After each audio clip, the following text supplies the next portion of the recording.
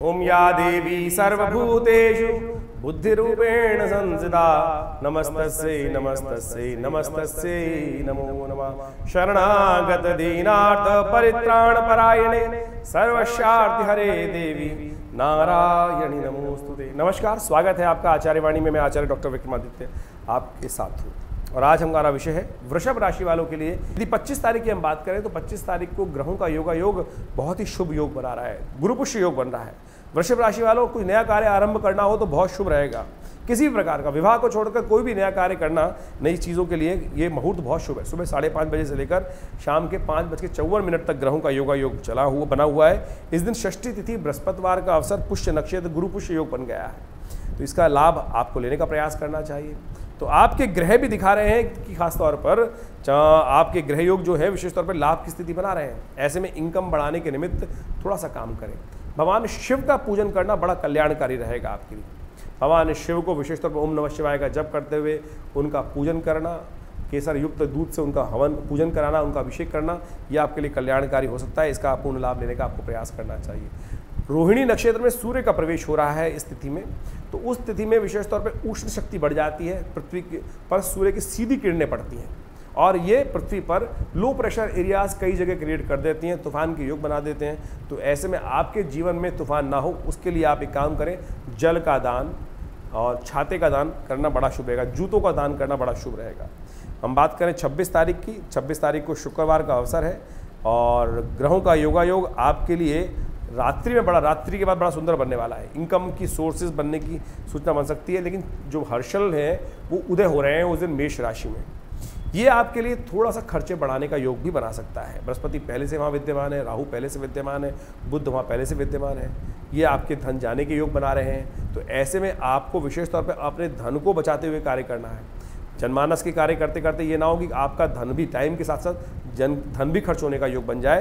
तो इस बात का विशेष तौर पर ध्यान रखते हुए कार्य करें। तो आपके लिए सबसे श्रेष्ठ ये रहेगा कि देखिए शुक्रवार के दिन गौ सेवा के निमित्त कार्य करें। हरा चारा लेकर, ज्वार मिल जाए या मक्का मिल जाए तो वो गाय को अपने हाथ से खिला के आएँ। ये आपके लिए कष्टों को दूर करने वाला रहेगा। तो इस बात का ध्यान रखते हुए कार्य करें। 27 तारीख को भी एक बात समझें कि इस दिन भी गंडमूल नक्षत्र बना हुआ है। जो लोग 27 तारीख को जन्म ले रहे हैं तो इन बात का ध्यान रखना चाहिए कि उनकी मूल शांति अवश्य करानी चाहिए, अन्यथा वो जातक स्वयं के लिए भी और आप पूरे परिवार के लिए भारी रहते हैं। पंचांग शनिवार का अवसर बता रहा है और साथ साथ सप्तमी तिथि विद्यमान है, ये बता रहा है। सप्तमी तिथि वृद्धा भी है, उस दिन वृद्धि भी खासतौर पर हो रही है। तो ऐसे में इस बात का ध्यान रखें कि आपके ग्रह योग विशेष तौर पर दिखा रहे हैं कि नए कार्य ना करें इस बात, क्योंकि वृद्धि तिथि है और साथ साथ भद्रा विद्यमान है। सुबह 7:42 से लेकर रात्रि के 8 बजे तक रहेगा। शनिवार का अवसर है और नया लोहे संबंधित कार्य करना किसी प्रकार भी ठीक नहीं रहेगा। कोई नया लोहे का सामान खरीदना वो भी अशुभ रहेगा। तो ऐसे में बचते हुए कार्य करने का प्रयास करना चाहिए। ग्रहों का योग आपके लिए जो दिखा रहा है विशेष तौर पर, ये गजकेसरी योग बना रहा है, धन आने के योग बना रहा है। विशेष तौर पे कई स्थितियों से लाभ की स्थिति बन सकती है। तो आप अपने कार्यों में पूरी तरह से तटस्थ होकर कार्य करने का प्रयास करें। आपके लिए ग्रहों का योग शुभ हो सकता है आमदनी के दृष्टिकोण से। यदि हम बात करें 28 तारीख की, रविवार का अवसर, अष्टमी तिथि, ज्येष्ठ मास की अष्टमी, शुक्ल पक्ष की, ये दुर्गा अष्टमी है। रविवार और जब ये दुर्गा जी का अष्टमी पड़ जाए तो ये बहुत सुंदर तिथि हो जाती है भगवान को, भगवती को प्रसन्न करने के लिए। ऐसे में गजकेसरी योग पहले ही चल रहा है, तो आप एक काम करें, सुबह सुबह भगवती के निमित्त थोड़ा यज्ञ कर लें दुर्गा सप्तशती में, जो आप खासतौर पे श्री सूक्त के मंत्रों से, ओम हिरण्यवर्णाम हरणिम सुवर्ण रजस्त्रजाम चंद्राम हिरण्यमयीम लक्ष्मीम जात वेदो माव या श्री स्वयं सुकृतनाम भवने सुलक्ष्मी पापात्मनाम कृत्याम भरते सुबुद्धि, कुछ भी मंत्र जो भी आपको याद है, और नहीं तो कोई छोटा मंत्र, ओम ह्रीं नमः, ओम ह्रीं स्वाहा, इस मंत्र से आहुति कर लें। नहीं तो ओम ह्रीं नमः इस मंत्र का जप कर लीजिए। ओम ह्रीं महालक्ष्मी नमः, अनेक मंत्र हैं जिनके द्वारा भी महालक्ष्मी का पूजन करेंगे तो बहुत शुभ रहेगा। साथ साथ धूम्रावती जी की भी जयंती है। ये धूम्रावती जी की जयंती शत्रुओं पर विजय प्राप्त करने के लिए बड़ी शुभ मानी जाती है। हमने अकाट्य प्रयोग करके देखा कि जब शत्रु परेशान कर रखे हो, मुकदमे खत्म ही ना हो रहे हो, तब धूम्रावती जी के विशेष मंत्रों से यज्ञ कर हमने अद्भुत प्रकार से देखा कि विजय प्राप्ति के योग बनते हैं। मुकदमों में जो जहाँ पे स्थिति नहीं थी हमारे अनुकूल भी, वो भी अनुकूल बन जाती है। तो कोशिश ये करें इन शुभ तिथियों का लाभ लेने का आपको प्रयास करना चाहिए। मैंने कहा ग्रह अनुकूल है, बृहस्पति के साथ गजकेसरी योग चंद्रमा के साथ विद्यमान हो रहा है। ऐसे में जमीन जायदाद का लाभ प्राप्ति करने के योग बन सकते हैं। वृद्धि के योग बन सकते हैं, तो इसका लाभ आपको लेने का प्रयास करना चाहिए। 29 तारीख की ग्रह गणना समझने का प्रयास कीजिए। 29 तारीख को ग्रह गणना परिवर्तन की तरफ जा रही है और आपके लिए ये परिवर्तन विशेष तौर पर कई प्रकार से शुभ हो सकता है।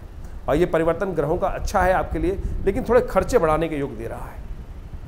थोड़ा ध्यान रखना है, चंद्रमा बिल्कुल आसपास कोई ग्रह है ही नहीं ग्रह गोचर के दृष्टिकोण से, तो यानी गोचर में चंद्रमा शीर्ण होने के कारण से खर्चे बढ़ा सकता है, इस बात का ध्यान रखना है। तो खर्चों पर विशेष तौर पर नज़र बना के रखें, बेकार की लीकेज को बंद करने का प्रयास करें ये। लेकिन एक बात है कि जो भी कार्य आपके खर्चे आपकी वजह से ही बढ़ने वाले हैं। आमतौर पर क्या कहता है ना, हम दूसरों पे खर्चे कर रहे हैं, लेकिन यहाँ जो ग्रहों का योग है आपकी वजह से आपके खर्चे आपको परेशान कर सकते हैं। तो इसलिए अपनी बुद्धि को संतुलित कर काम करने की आवश्यकता दिखाई देती है। उपाय भी बड़ा अच्छा है इसका। सोमवार का अवसर पड़ रहा है तो कोशिश करें, महेश नवमी है, भगवान शिव के विशेष मंत्र जिसको सद्योजात मंत्र कहा जाता है, इसका जप करते हुए दूध से भगवान का अभिषेक करें। ओम सद्योजातम प्रपद्यामि सद्योजाताय वै नमो नमः भवे भवे नाति भवे भवस्य माम भवोद्भवाय नमः, या ओम नमः शिवाय का जप करते हुए भगवान शिव का अभिषेक कर लीजिए। आपके कष्ट दूर होंगे, कल्याणकारी योग बनेंगे। 30 तारीख की तिथि बहुत ही शुभ है। इस दिन विशेष तौर पे हम समझें कि गंगा दशमी तिथि है, गंगा दशहरा है और ग्रहों का परिवर्तन हो रहा है। शुक्र मंगल एक साथ आ रहे हैं, कर्क राशि में शुक्र मंगल का प्रवेश हो रहा है और साथ साथ ज्येष्ठ महीने का आखिरी बुढ़वा मंगल है। तो विशेष तौर पर वृषभ राशि वालों को समझ लेना चाहिए। देखिए, जैसे हमने आपको बताया, कई बार आपने सुना भी होगा कि षडाष्टक योग है शनि का और खासतौर पर मंगल का, और मंगल कमज़ोर चल रहे हैं। उनको शक्ति देने के लिए ये ज्येष्ठ का आखिरी बुढ़वा मंगल है, 1 वर्ष बाद आएगा फिर। तो ऐसे में कोशिश करें, हनुमान जी का पाठ करें और आपके लिए कल्याणकारी योग बनेंगे। धन खर्च होने के योग प्रबल रूप से बने हुए हैं, तो इस बात में धन खर्चों की धर्म कार्य में धन लग जाए। धर्म कार्य में धन लगेगा तो अच्छा रहेगा। कोशिश करें अपने द्वारा हनुमान जी की सवामनी कराते हैं, हनुमान जी को चोला चढ़ाएं। हमने आश्रम पे बुढ़वा मंगल के अवसर पर, आखिरी बुढ़वा मंगल पर सुंदरकांड का सुंदर पाठ रखा है, बड़ा भंडारा रखा है, यज्ञ रखा है।